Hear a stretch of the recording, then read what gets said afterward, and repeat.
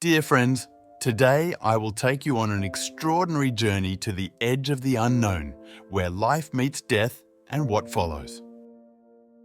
Together, we will discover hidden mysteries through the life of a woman who built a bridge between heaven and earth.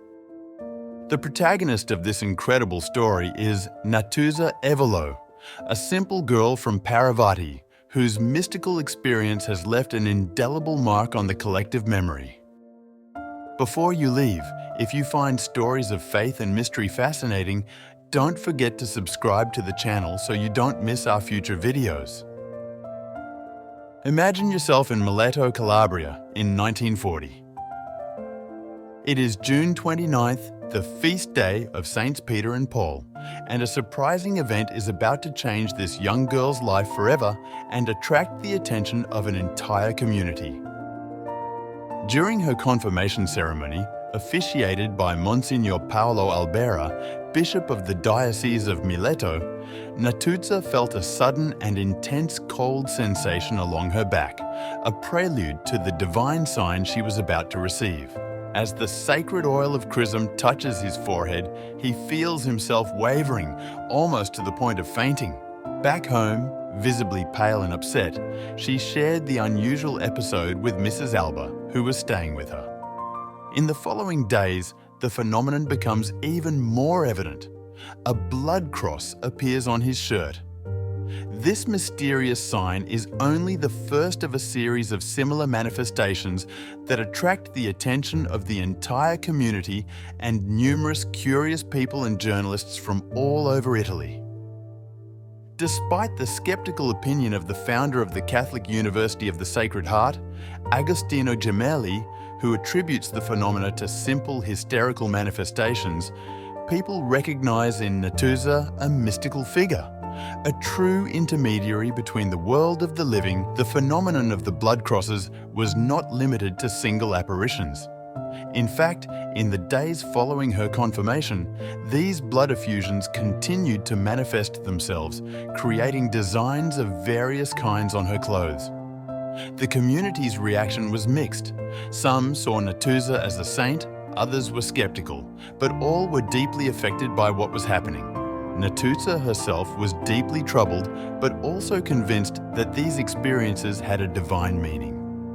Her conviction that her suffering and visions were part of a divine plan grew stronger as the days passed. Despite her young age, she had an unshakable faith and felt chosen for a special task. The Madonna, who had been appearing to Natuzza since the late 1920s, appeared to her once again, predicting that she would experience apparent death on July 26th. Natuzza did not fully understand the meaning of this prophecy, but she felt deep down that something extraordinary was about to happen. She shared with those close to her her belief that she would die on the day dedicated to St. Anne, and many of her acquaintances watched the day approach with fear and hope.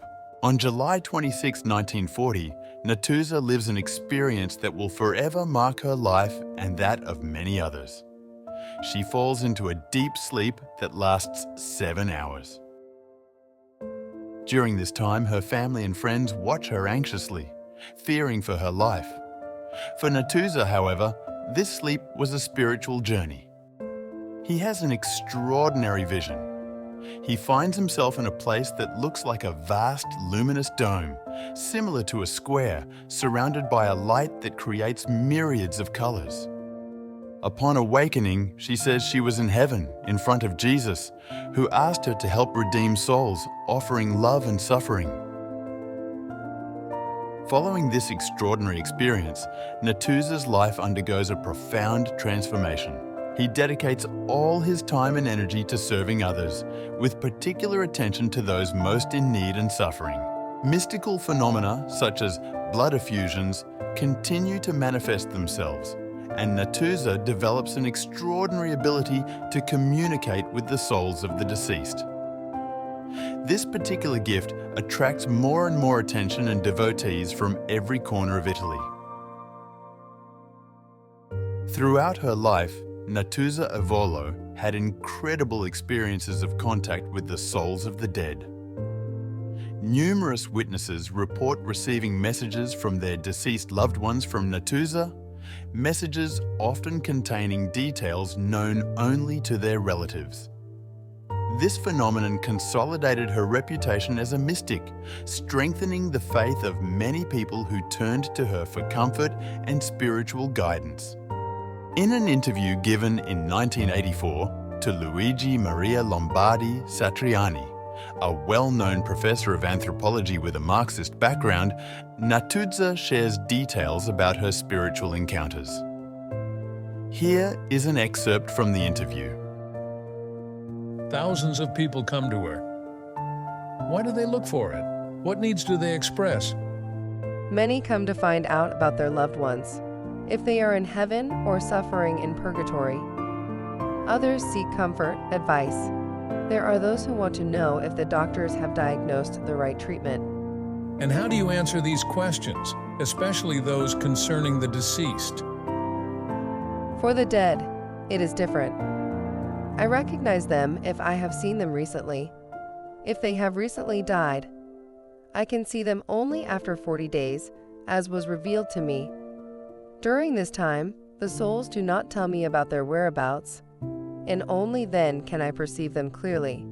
Sometimes, people show me a photograph, and I can tell them where the souls of their loved ones are. I also speak of the green meadow, which is like the antechamber of heaven, where the souls wait before reaching their final destination. And how do you distinguish when you see people, whether they are alive or dead, given that you see them at the same time? I don't always distinguish them, because many times I have given a chair to a dead person, believing that he was alive. I can only distinguish the souls of heaven, because they are raised from the ground. The others, I don't. I take them for alive. In fact, how many times I give them the chair, and they tell me, I don't need it because I am a soul from the other world. And then they talk to me about the relative who is present. It often happens that when, for example, a person comes, he is accompanied by his dead brother or father, who tells me many things to suggest to his son. These voices of the dead are heard only by me. The others in the room don't hear them. I repeat what I hear. Natuzza Evolo died on November 1st, 2009, but her spiritual legacy continues to illuminate our lives. Today, the process of beatification is underway, which could lead to Natuzza being officially recognized as a saint by the Catholic Church. Her life was an incredible journey of faith, suffering, and love. From Paravati, her small hometown, she inspired and touched the hearts of thousands of people with her mystical gifts and her total dedication to others. The experience of his apparent death and the vision of paradise remain among the most extraordinary phenomena of contemporary Christian mysticism.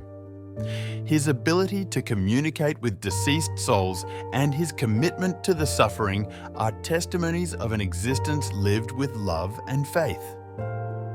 As the beatification process continues, the memory of Natuzza Evolo continues to inspire and comfort anyone seeking hope. Dear friends, we invite you to write a prayer or a thank you to Natuzza in the comments. You can ask her to give you the strength and courage needed to face life's challenges with the same dedication and faith that she has shown. Your prayers and testimonies are important for our entire community of faith. Also, if you haven't already done so, we invite you to subscribe to the channel so you don't miss new videos. May God bless us all.